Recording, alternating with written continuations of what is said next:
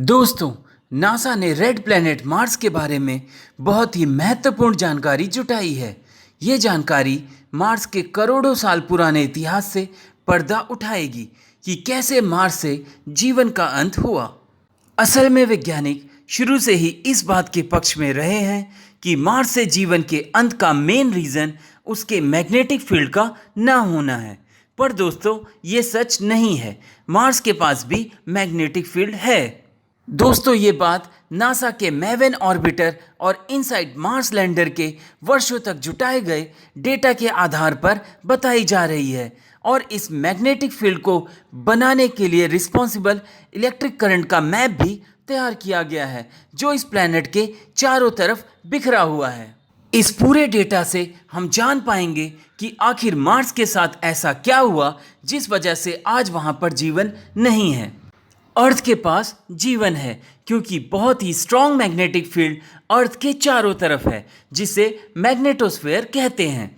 अर्थ के अंदर molten core है जो रोटेट करता है और इसके राइज करने, कूल होने, सिंक करने से मैग्नेटिक फील्ड जनरेट होती है जो हमारे प्लैनेट को कवर करती है।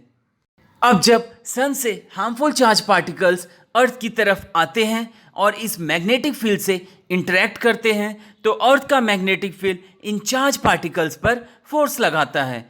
इसलिए लगाता है क्योंकि moving charge particle magnetic field generate करता है। अब अर्थ मैग्नेटिक फील्ड इस मैग्नेटिक फील्ड को रिपेल कर देता है जिससे ये चार्ज पार्टिकल्स दूर चले जाते हैं। इस वजह से हमारा एटमॉस्फेयर चार्ज पार्टिकल्स और कॉस्मिक रेडिएशन से बच जाता है। अब देखा जाए तो मार्स के पास ये मैकेनिज्म नहीं है, लेकिन थोड़ा रुकिए। आज से करीब 4.3 बिलियन ईयर्स पहले जाएं तो मार्स बहुत कुछ अर्थ जैसा था। इसके पास अच्छा खासा एटमॉस्फेयर था और झीलें, नदियां और समुद्र भी थे। और ऐसा तभी हो सकता था जब इसके पास इंटरनल अर्थ जैसा मोल्टन कोर होता जो इसके मैग्नेटिक फील्ड को बनाए रखता। लेकिन ऐसा माना जाता है कि इससे बहुत से बड़े एस्टेरॉयड्स टकराए करीब 100 मिलियन ईयर्स के अंतराल तक, जिसने इस इफेक्ट को रोक दिया और मैग्नेटिक फील्ड बंद हो गया। लेकिन अब बहुत सारे सबूत इस बात की तरफ इशारा कर रहे हैं कि मार्स के साउदर्न हेमिस्फेयर के पास मैग्नेटिक फील्ड है और इस मैग्नेटिक फील्ड को सेंस भी किया गया है। यानी दोस्तों, उस समय पूरा मैग्नेटिक फील्ड खत्म नहीं हुआ था, साउदर्न हेमिस्फेयर में बच गया था। अब जब इसके पास सिर्फ आधा अधूरा मैग्नेटिक फील्ड बचा जो इसे कवर किया हुआ था, यही प्रोटेक्ट कर रहा था। नॉर्दर्न हेमिस्फेयर अनकवर्ड था या बुरी तरह से डैमेज था।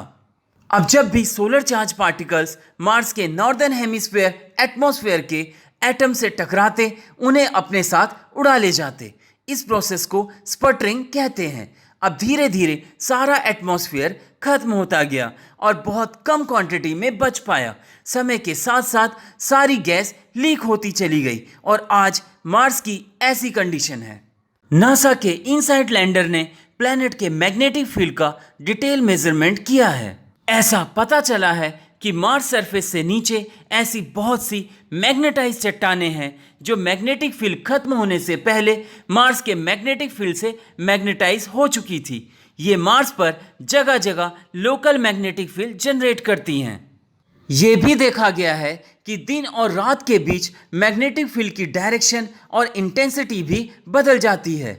असल में ऐसा इसलिए होता है क्योंकि दिन के समय चार्ज पार्टिकल्स मार्स के अपर एटमॉस्फेयर से टकराते हैं जिससे highly conductive electric current Mars के एटमॉस्फेयर में फ्लो करता है। इस वजह से इंड्यूस मैग्नेटिक फील्ड प्लैनेट के अपर एटमॉस्फेयर में जमा होने लगता है और तब तक होता रहता है जब तक स्ट्रॉन्ग मैग्नेटोस्फेयर ना बन जाए। अब मैवन ऑर्बिटर के 5 साल के डेटा को एनालाइज किया गया है जिससे पता चलता है कि इस इलेक्ट्रिक करंट और सोलर विंड्स का इंटरेक्शन कुछ ऐसा होता है जो पूरे प्लैनेट को रैप करता है और मैग्नेटोस्फेयर बनाता है जिससे मार्स के बचे हुए एटमॉस्फेयर को प्रोटेक्शन मिलता है।